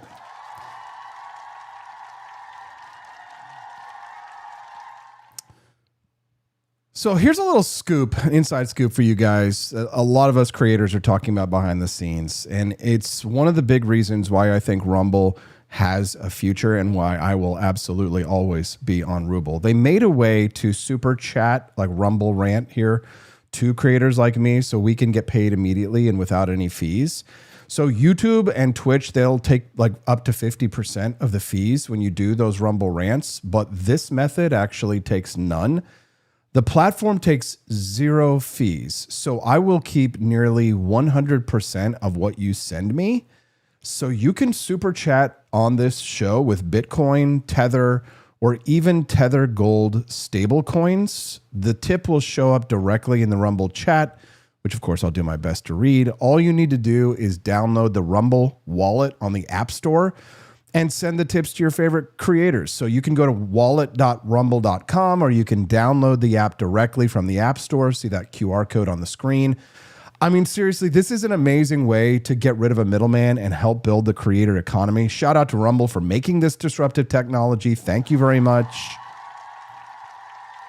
And we're glad and grateful to have their Support. Okay, so I haven't spoken to my next guest in 20 years. So the next person who will be joining us, Courtney Turner, is someone that I met in my earliest of Ron Paul days. And I'm really excited about the conversation that her and I are going to have. But before we do, I want to take looks like a quick little break. Yep, we're going to be back in 5 minutes. Enjoy the mini documentary again. If you haven't seen it, we'll play one more time. 1781, the American Revolution teetered on the edge of exhaustion. 6 years of war had bled the young nation dry. Armies ragged, treasuries empty, morale frayed by defeats and endless marches. Yet from the north came a masterstroke of strategy and alliance. General George Washington, tall and grave in his blue and buff uniform with gold epaulets and a black cockade on his tricorn hat, had long dreamed of trapping the British in a decisive blow. His French ally, Lieutenant General Jean-Baptiste Donatien de Vimeur, Comte de Rochambeau, resplendent in white coat faced with rose, silver lace gleaming, agreed. The plan: march south from New York to Virginia, where British Lieutenant General Charles, Lord Cornwallis, had entrenched his army at Yorktown, a sleepy tobacco port on the York River Peninsula. Cornwallis, in scarlet coat with gold braid, had ravaged through the Carolinas and Virginia, burning farms and scattering patriot forces under the Marquis de Lafayette. By August, expecting naval resupply and reinforcements from General Sir Henry Clinton in New York, he fortified Yorktown with 10 redoubts, earthen forts ringed by abattis of sharpened stakes, and a line of trenches. About 8,000 troops, British regulars in red coats and white breeches, Hessian mercenaries in blue, loyalists, and sailors, dug in, confident the Royal Navy would keep the Chesapeake open. But fate turned on the sea. French Admiral François-Joseph Paul, Comte de Grasse, sailed his fleet of 24 ships of the line and 3,000 troops from the West Indies. On September 5th, off the Virginia Capes, de Grasse's ships clashed with British Admiral Thomas Graves's fleet in a smoky, cannon-thundering duel. The French held the bay, forcing Graves to withdraw. De Grasse then blockaded the mouth of the Chesapeake, trapping Cornwallis by water while de Barris's squadron slipped in with siege guns and supplies. Washington and Rochambeau's combined army, some 8,000, 9,000 Continentals and militia in faded blue coats, hunting shirts, and tricorns, joined by 10,000 French regulars in white uniforms and bearskin caps, marched south in secrecy, feinting toward New York to deceive Clinton. They reached Williamsburg by late September, linking with Lafayette's force. On September 28th, under a warm autumn sun, the 17,000, 19,000 Franco-American troops marched from Williamsburg to Yorktown, encircling the town in a vast arc. French engineers, masters of siegecraft, began the methodical work, digging the first parallel trench 600 to 800 yards from British lines, protected by zigzagging approach saps. The bombardment opened on October 9th. American and French batteries, over 100 heavy guns hauled from Newport and the fleet, roared day and night. 24-pounders and howitzers hurled solid shot and exploding shells into Yorktown's streets, smashing houses, splintering palisades, and silencing British guns one by one. The ground shook. Smoke hung thick over the river. Lieutenant General Charles Lord Cornwallis withdrew his outer redoubts, pulling his men into the inner defenses as casualties mounted and supplies dwindled. By October 11th, the first parallel complete, the Allies pushed forward to the second parallel, just 300 yards from the British. Two key redoubts, 9 and 10, blocked the line. On the stormy night of October 14th, under cover of darkness and driving rain, assault columns struck. French troops under Guillaume de Dupont stormed Redoubt 9 with bayonets fixed, scaling the parapet in fierce hand-to-hand fighting. Across the field, American light infantry led by Lieutenant Colonel Alexander Hamilton, young, brilliant, in dark blue coat, charged Redoubt 10. They hacked through abattis with axes, leaped the ditch, and overwhelmed the Hessian garrison in minutes. Allied losses were light, fewer than 40 killed and wounded, but the redoubts fell, opening the way for guns to enfilade the British lines. The cannonade intensified. Shells rained into Cornwallis's headquarters. One nearly killed him in his cave shelter by the river. On October 15th, a desperate British sortie under Colonel Robert Abercrombie spiked a few Allied guns before being driven back, but repairs were swift and the barrage resumed. Food ran low in Yorktown, horses slaughtered, bread moldy. Cornwallis attempted a breakout across the York River on October 17th, but was thwarted by sudden storms scattering his boats. With no relief from Clinton's delayed fleet and his army crumbling, hundreds dead or wounded, morale shattered, Cornwallis raised a white flag on October 17th. Negotiations followed. On October 19th at 2 o'clock in the afternoon, the British marched out between parallel lines of silent French and American troops, French on the left in immaculate white, Americans on the right in patched uniforms. Drums beat a slow march, fifes played, the world turned upside down. Colors cased, muskets grounded, the redcoats and Hessians surrendered their arms in a field outside town. Cornwallis, claiming illness, sent Brigadier General Charles O'Hara to offer his sword. Washington directed O'Hara to Rochambeau, who deferred to Washington. The American commander accepted with quiet dignity.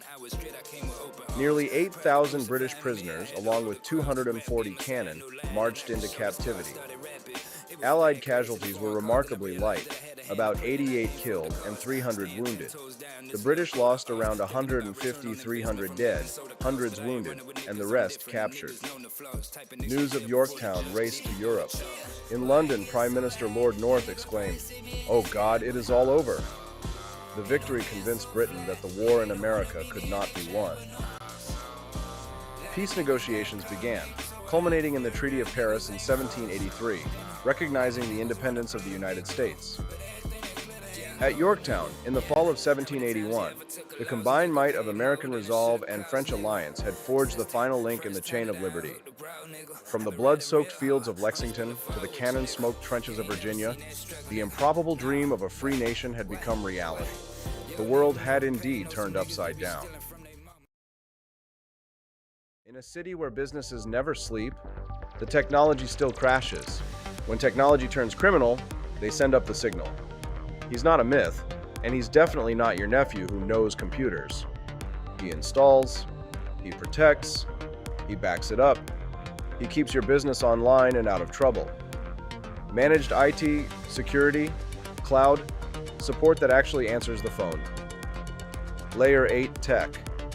When your network breaks, he wakes. Call Drew before your tech needs a rescue signal.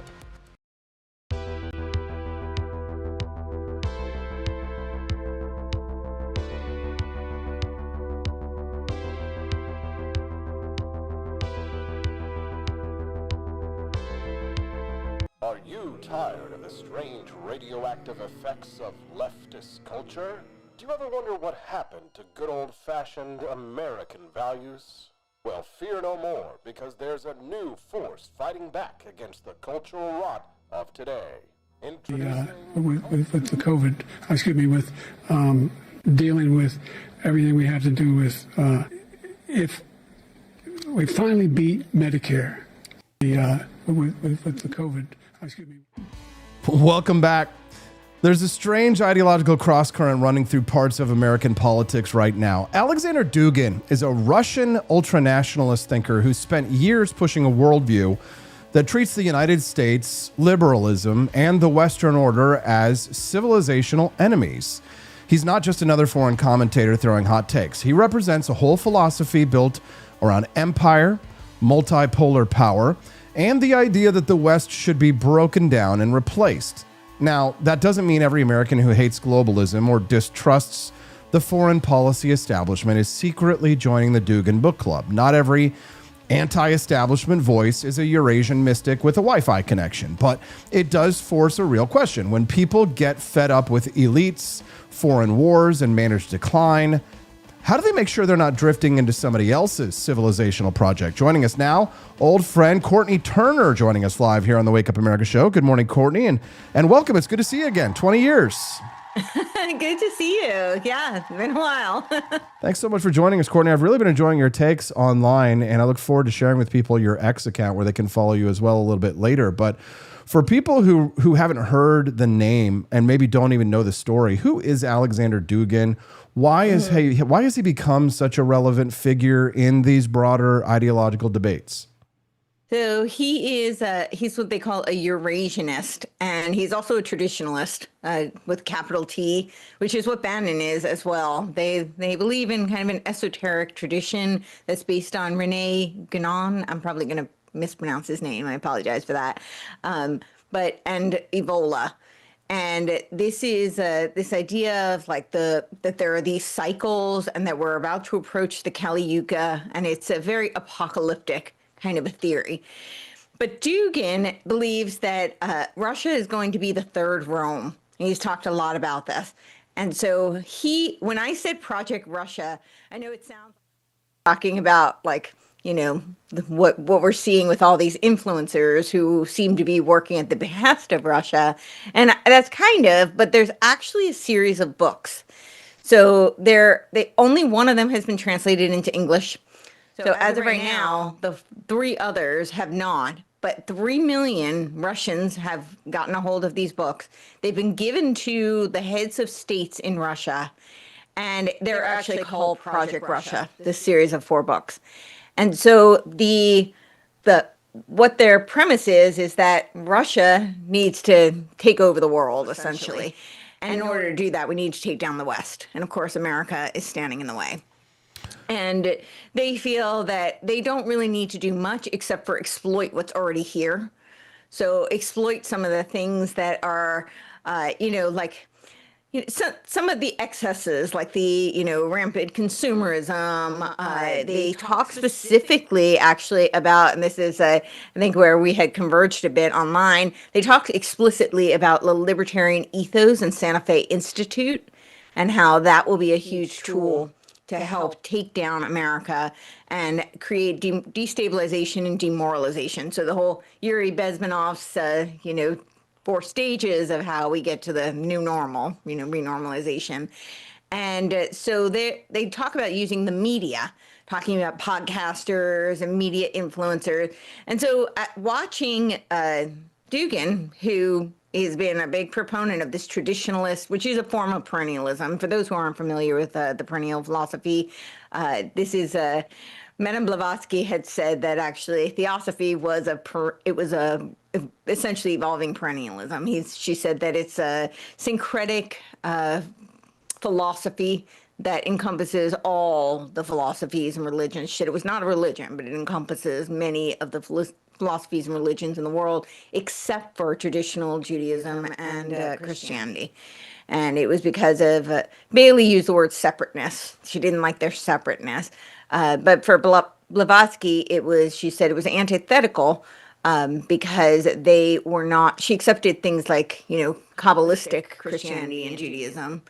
But so that's perennialism. That's we can go further into detail. I'm just giving the broad brushstrokes right now. No, I appreciate that. I mean, here's the thing. You talk about how, Dugin and his adherents want to use libertarianism. You quoted the Santa Fe Institute specifically. I've never heard of them. I've been in libertarian politics for like 20 years. So, I mean, I'm kind of curious if you're going to go down any rabbit hole to go on that. But before we do big picture, I'm a libertarian. I'm very skeptical of globalism. I'm skeptical of forever wars.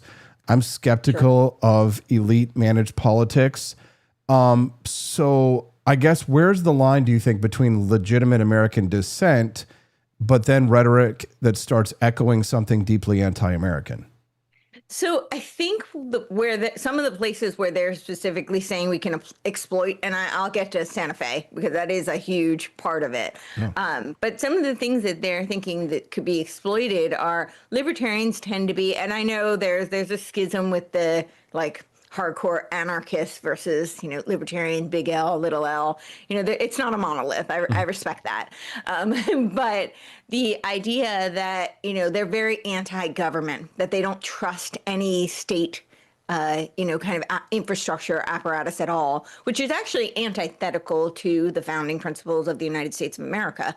We do have a civic structure. We do have the Constitution. We have the state constitutions.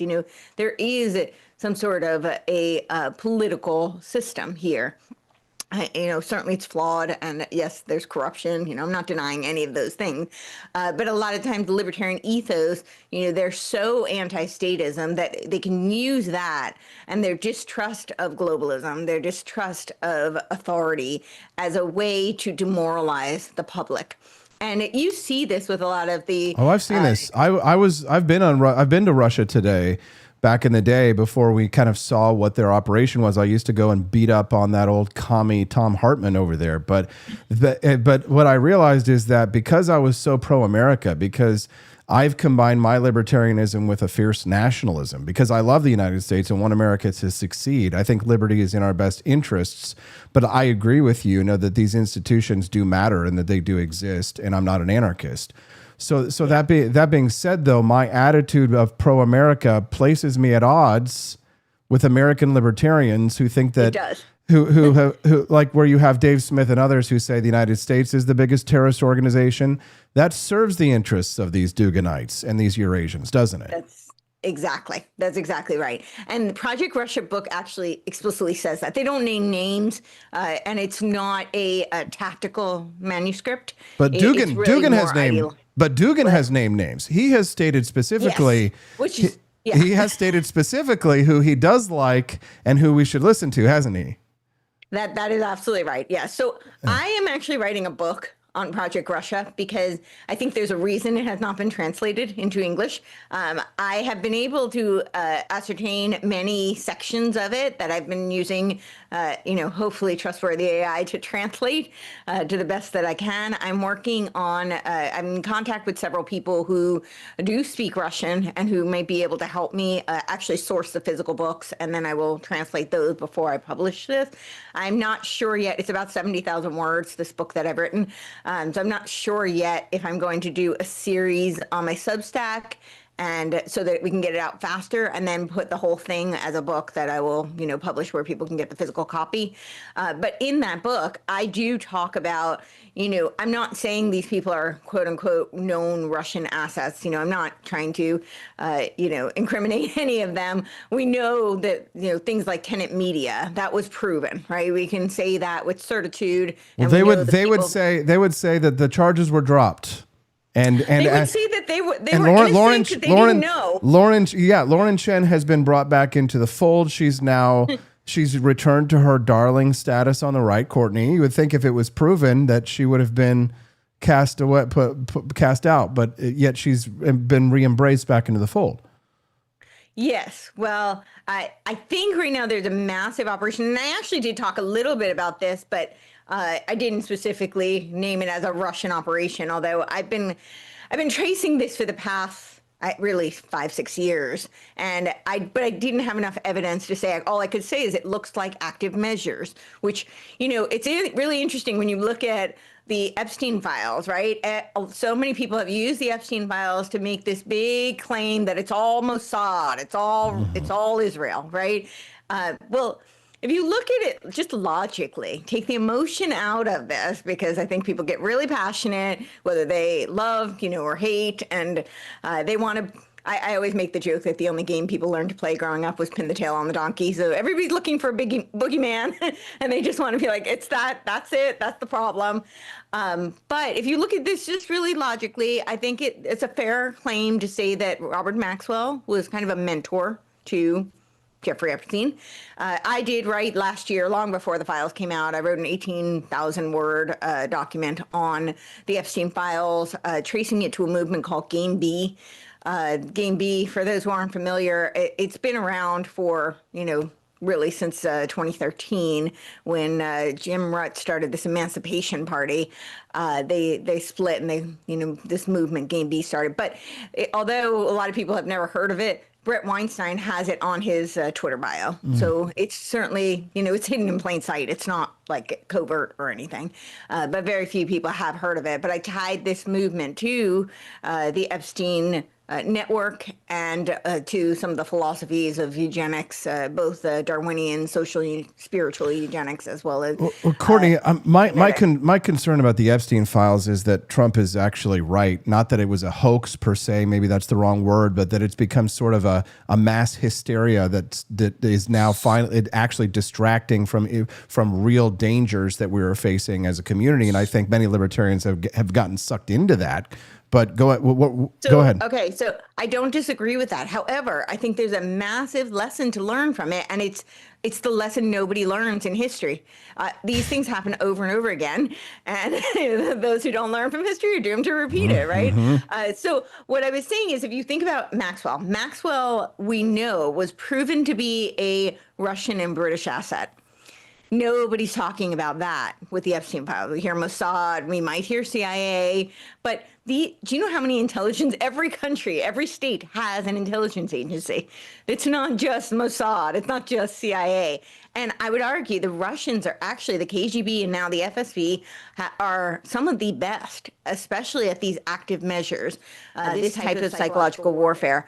But with the Epstein file, just to wrap that up, there are two big things I will point out. One is that the big lesson, I know people want some sort of justice and retribution for, the sex scandals and for what's happened to the underage children. And I don't want to undermine that. It's tragic. And that is, it would be lovely to get some sort of justice. I don't see that happening. We have never seen it happen throughout history. But what people should be looking at is the apparatus, that infrastructure. Jeffrey Epstein is not the first of his kind. He's essentially an intelligence central node. He's a mafiosa kind of operator. I would say, he's got a PhD in criminal operations, and that's why he was so useful. And he will not be the last. So this is what people really should be learning, is how that infrastructure works and how we can observe it and, what we can do to push back against it and poke holes in it. The other thing is that, and this is what I talked about quite a bit in my in that article that I wrote, is the Santa Fe Institute. And the Santa Fe Institute is central to the Epstein operation. Robert Maxwell actually invested in the Santa Fe Institute before Jeffrey Epstein invested in it. And he talked about it in that interview with Bannon. He brought it up several times, the Santa Fe Institute, and he said it was relevant because of the new market. But what he really means is the new economic system. So Epstein was very involved in cryptocurrency, right? We saw Brock Pierce was advising him on digital currency alongside with Bannon. Bannon took over Brock Pierce's company. I mean, Brock was basically a kid when he was, getting involved in all of this, and a kid that had some history of sex scandals as well, which is worth noting. But I personally think that the whole complexity science field is being erected and being elevated in order to create. I wrote an article pretty recently called Exit and Build and Building the Tesla's Wireless World Brain. And that is very instrumental to what complexity science is doing. And they're also Courtney, building the cybernetic organism. I'm sorry. I'm sorry. I hate to. There's so much to unpack, and I want to try and laser focus in on here and where kind of bring this back to where we started this conversation, because what we're seeing now is what I believe to be a subversion of the American right that is occurring. You seem to have identified this with. At the vector points as being Steve Bannon specifically, who is kind of the disgraced former advisor of President Trump, formerly at Breitbart, now runs the War Room and tries to, sort of play kingmaker and affect politics on the right. He was connected to Epstein towards the end of Epstein's life. He specifically, I believe, to act as like a fixer or a PR manager to some extent. There's this strange double standard that exists in the Bannon circle of people who are entirely obsessed with the Epstein files, and yet none of them seem to ask the questions of Steve Bannon. No one has asked Steve Bannon the questions in public that I would think you or I might ask if we're just being, just casually, legitimately honest reporters. Nobody seems to have asked him those questions on camera. But and yet there's this hypocrisy which exists. Now this bleeds over into my movement, Courtney, because while I'm not an economic nationalist in the vein of Bannonism or J.D. Vance, I'm much more comfortable, in Ron Paul world economically. But in Ron Paul world from a foreign policy perspective, it just seems as if there has been this bizarre descent into a Russophilia in the last 15 to 20 years, over the time period between when you and I last met in New York City and in the time of my 20 years of activism, having run for president of the United States as a libertarian. Yeah. I feel as if in some ways the scales have been lifted from my eyes, and I'm seeing the world a little bit more clearly as it is. And now I'm sort of surrounded by a movement of people that seem to be advancing a set of ideals that is antithetical to Americanism, to the ideals that even Javier Milei of Argentina, who is a libertarian, the highest elected libertarian ever, but there's a mania of, I call them Jewsbergs, Courtney, but literally. Yeah, that's fitting. So like the people surrounding Thomas Massie, Tucker Carlson, Megyn Kelly, some of these people who were named by Alexander Dugin as sort of the ones that we should listen to. It makes me deeply uncomfortable, Courtney, because in some ways I've kind of seen these people operating up close. So I've seen that, like, I know where the bodies are buried to some extent, which puts me in a very awkward position of looking like I'm the traitor, but in reality, I'm kind of surrounded by traitors. Do you understand, like, the position that I find myself in? It's quite delicate. Yes. I absolutely get it. So, I mean, I personally, I have issues with libertarianism philosophically, just because it surprisingly enough is actually not metaphysically compatible with the Constitution, with the metaphysics of the Declaration of Independence. Like, things like non-aggression principles sound really nice, but they actually aren't compatible with the metaphysical roots of the Constitution. Well, I would agree. Agree, but that's because my argument is that the non-aggression principle is a form of pacifist anarchism, which has been confused with libertarianism, because the whole concept of the "don't tread on me" snake was that the snake has to bite back. There has to be, but non-aggression principles, people defenders will call themselves non-interventionists, but in practice they're isolationist, and in practice they never ever.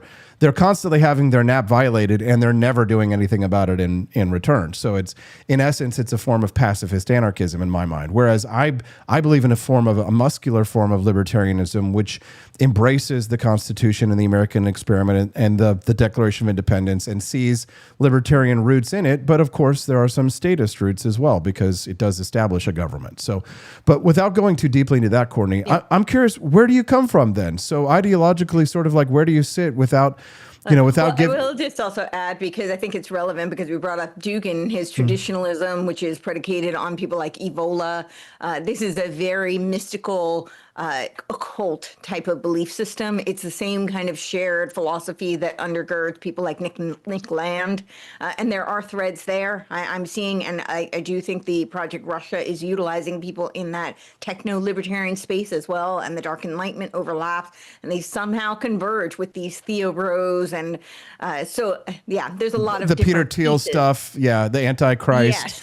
There is it's all infiltrating the right, because Russia has been so successful with these active measures in the left that through centuries, they know they've captured the left. Oh yeah. Now they're trying to capture the right.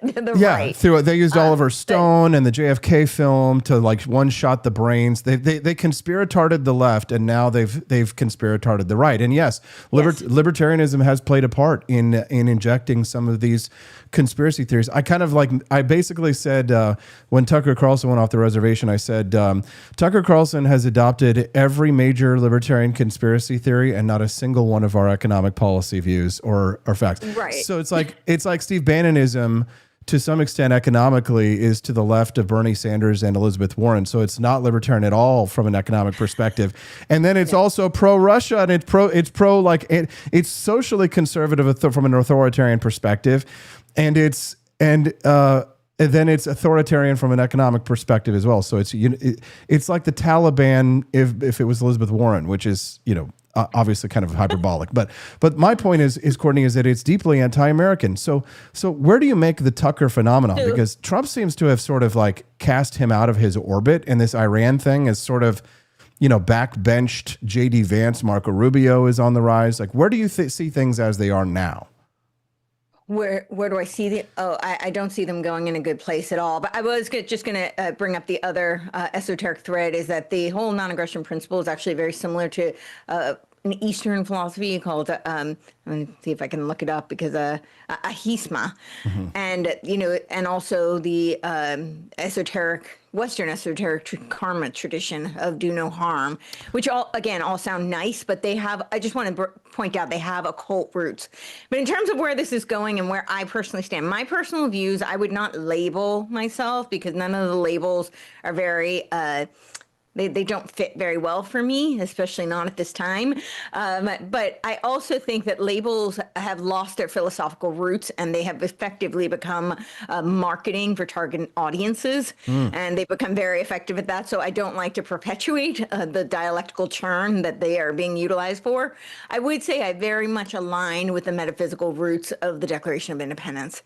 That is, they come from the Aristotelian Thomistic metaphysical realist roots that were resurrected through the Scottish common sense realists, people like Witherspoon. Who Yes, taught the James Scottish Enlightenment. Yeah. Well, not the Scottish Enlightenment, Scottish common sense realism. Scottish Enlightenment would be more like Hume. I'm not as aligned with that. I'm much more aligned with called me out on my difference in my Scottish realism and Enlightenment. Here we go. But this says Scottish common sense realism is an 18th century Scottish Enlightenment philosophy. It is part of the Enlightenment, absolutely. But the Scottish Enlightenment tends to be thinkers like Hume, and whereas Scottish common sense realism is like Thomas Reid. I see. So it's they're slightly different schools of thought. Okay, but still, it's still part and parcel. It's like MAGA. I'm sorry. It's like MAGA, which comprises many different parts. But I get your point. But tell me. I'm with you. We're going with Tucker and all of those. Yeah. Okay. Go ahead. Yeah. So, okay. I do think that there has been a true infiltration. I mean, we're now seeing where, and I also saw this, and this is not to, I'm not trying to make any derogatory claims about anybody's religion or their theology or anything like that. But we have seen, it looks like an infiltration through the Christian Orthodox movement, particularly in the online sphere, what some might call the ortho bros, who are not necessarily as biblically rooted as one might hope. And I've heard even from people who are in that community that, their parishes have talked about it and have said that they're very upset, don't affiliate with these online ortho bros, that they're, diverging from what we believe. And so I want to be very respectful. I'm not trying to put down the religion itself, but I do think there's been, and I've been watching this because I do have friends who are in that and have joined, and recently there's a lot of conversion to Orthodox. And so it's rife for infiltration. But it's a tool, and this follows the Project Russia playbook because they want, they call them prince monks. So monk prince, sorry. They want to have an Orthodox ruler like Alexander the Great, essentially, who will become the world ruler in a world theocracy. So when you start to see people like Tucker, Dugin, who I do believe is this, architect, whether or not, people have said he's like an advisor to Putin. I don't know if he's actually reading the Project Russia books as a blueprint. It kind of looks that way, though. I can't corroborate that at this time. But if I were to look philosophically at the threads, it looks like he is actually executing this plan, and he's kind of that head manager of these figures in this indie. I call it "quote unquote" indie, and you'll resonate with this because it's a holdover from my film days, right? The indie film, if a film is $20 million, it's not independent. I'm sorry. Most people don't have $20 million in their back pocket to go make a pet project. It just doesn't happen. Yes. So it's indie, not independent. And you see these figures in the indie media. Even Alex Jones is bringing on Dugin repeatedly.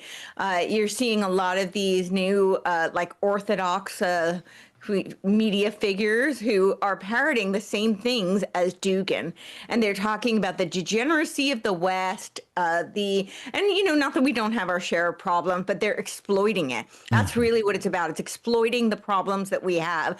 Guess what? We're human. We are valuable. We're going to have problems. But America it stands for the free will of humanity, and it stands for the free will of humanity because of the codification of the metaphysical realist roots in the Declaration of Independence. The notion that we were all created equal and we are endowed with unalienable rights, the rights to life, liberty, and pursuit of happiness. Pursuit of happiness comes from the Aristotelian term eudaimonia, which means human flourishing. We're big Aristotelians here, but we are running out of time, and I don't want to be I don't want to be a cynic. I just want to give you a chance to plug your stuff. Courtney, it's been a phenomenal conversation. I'm deeply grateful for your time. Please share with us what you're working on and where can people find your work.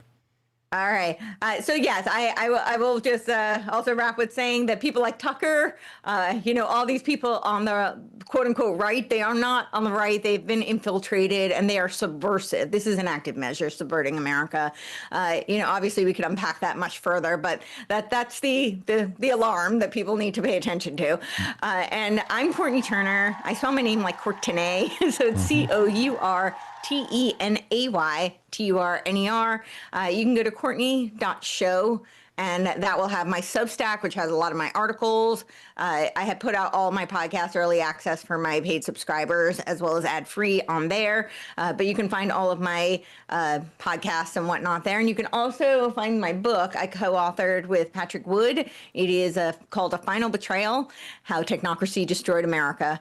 And it's a cautionary tale. Hopefully we get the word out and maybe that won't become past tense. I'll check it out. Hey, Courtney, that was an awesome segment. Thank you for sharing your time with us. It's so great to see you again. I hope we can have another conversation again soon. I would love it. Thank you so much for having me. Thank you. Have a wonderful day. You too. Here comes the, y'all don't really worry like.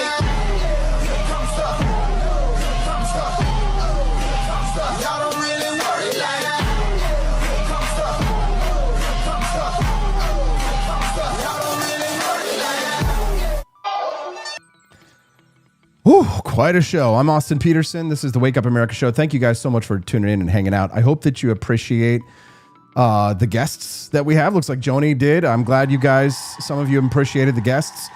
We're working real hard over here to really increase the quality of the show. We brought on a new guy. We've got another employee who's helping us get better guests, make better content overall. Let's give it up for Colton and Brad, both doing a great job over here behind the scenes. Listen, a lot of Americans are perfectly justified in being skeptical of globalism, forever wars, and elite managed politics. And it doesn't mean they're a traitor. And it doesn't mean that they're working in cahoots with Alexander Dugin or the Eurasian mystics against the United States. Sometimes it's like me. You see a problem, you think that the government is going to solve it, then, well, you're skeptical about that fact, okay? Not to say that government doesn't have its place. Cops, courts, nukes, what have you. I'm like Courtney. I kind of like the use of labels because I think it helps us to categorize things. She thinks it's a way it's being used to divide us, and I think she makes a good argument. But just for argument's sake, I'm a libertarian nationalist, and I agree with her. I'm with her on the Declaration of Independence. I'm with her on Aristotle. I'm with her on eudaimonia. But between you and me, we need a little pneumonia on this show. It's going way too long. We need to put it out of its misery. Eudaimonia? No, eudaimonia. Thank you guys so much for being a part of this community, even as weird and wild as I can get. We'll be right back again here tomorrow on the Wake Up America show, and that's on the 4 Liberty Network.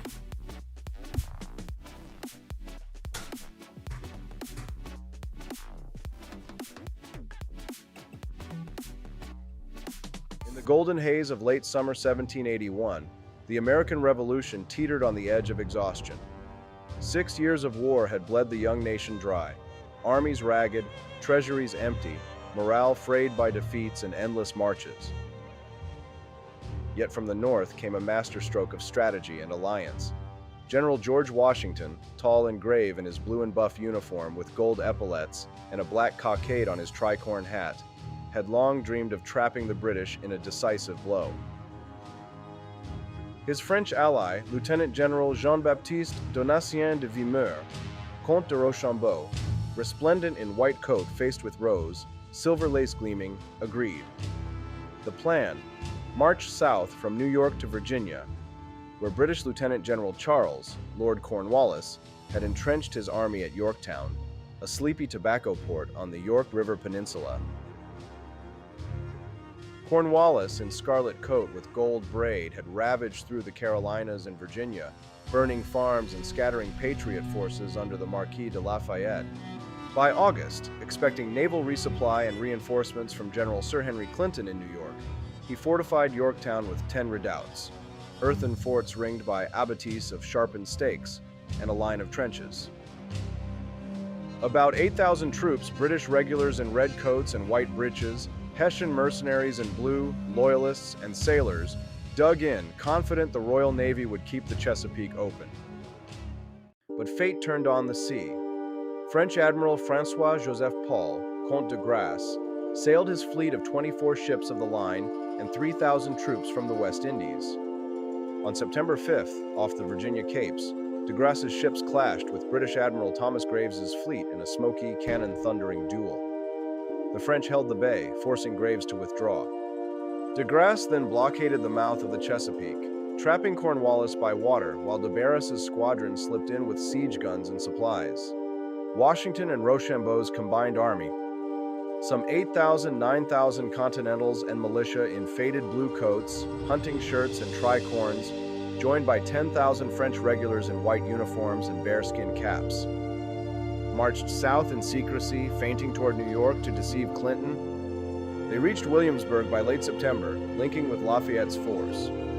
On September 28th, under a warm autumn sun, the 17,000, 19,000 Franco-American troops marched from Williamsburg to Yorktown, encircling the town in a vast arc.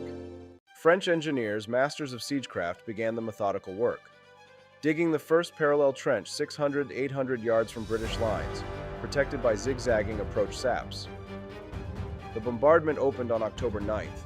American and French batteries, over 100 heavy guns hauled from Newport and the fleet, roared day and night. 24-pounders and howitzers hurled solid shot and exploding shells into Yorktown's streets, smashing houses, splintering palisades, and silencing British guns one by one. The ground shook. Smoke hung thick over the river. Lieutenant General Charles Lord Cornwallis withdrew his outer redoubts, pulling his men into the inner defenses as casualties mounted and supplies dwindled. By October 11th, the first parallel complete, the Allies pushed forward to the second parallel, just 300 yards from the British. Two key redoubts, 9 and 10, blocked the line. On the stormy night of October 14th, under cover of darkness and driving rain, assault columns struck. French troops under Guillaume de Dupont stormed Redoubt 9 with bayonets fixed, scaling the parapet in fierce hand-to-hand fighting. Across the field, American light infantry led by Lieutenant Colonel Alexander Hamilton, young, brilliant, in dark blue coat, charged Redoubt 10. They hacked through abattis with axes, leaped the ditch, and overwhelmed the Hessian garrison in minutes. Allied losses were light, fewer than 40 killed and wounded, but the redoubts fell, opening the way for guns to enfilade the British lines. The cannonade intensified. Shells rained into Cornwallis's headquarters. One nearly killed him in his cave shelter by the river. On October 15th, a desperate British sortie under Colonel Robert Abercrombie spiked a few Allied guns before being driven back, but repairs were swift and the barrage resumed. Food ran low in Yorktown, horses slaughtered, bread moldy. Cornwallis attempted a breakout across the York River on October 17th, but was thwarted by sudden storms scattering his boats. With no relief from Clinton's delayed fleet and his army crumbling, hundreds dead or wounded, morale shattered, Cornwallis raised a white flag on October 17th. Negotiations followed. On October 19th at 2 o'clock in the afternoon, the British marched out between parallel lines of silent French and American troops, French on the left in immaculate white, Americans on the right in patched uniforms. Drums beat a slow march, fifes played, the world turned upside down. Colors cased, muskets grounded, the redcoats and Hessians surrendered their arms in a field outside town. Cornwallis, claiming illness, sent Brigadier General Charles O'Hara to offer his sword. Washington directed O'Hara to Rochambeau, who deferred to Washington. The American commander accepted with quiet dignity. Nearly 8,000 British prisoners, along with 240 cannon, marched into captivity. Allied casualties were remarkably light, about 88 killed and 300 wounded. The British lost around 150, 300 dead, hundreds wounded, and the rest captured. News of Yorktown raced to Europe. In London, Prime Minister Lord North exclaimed, "Oh God, it is all over." The victory convinced Britain that the war in America could not be won. Peace negotiations began, culminating in the Treaty of Paris in 1783, recognizing the independence of the United States. At Yorktown, in the fall of 1781, the combined might of American resolve and French alliance had forged the final link in the chain of liberty. From the blood-soaked fields of Lexington to the cannon-smoked trenches of Virginia, the improbable dream of a free nation had become reality. The world had indeed turned upside down.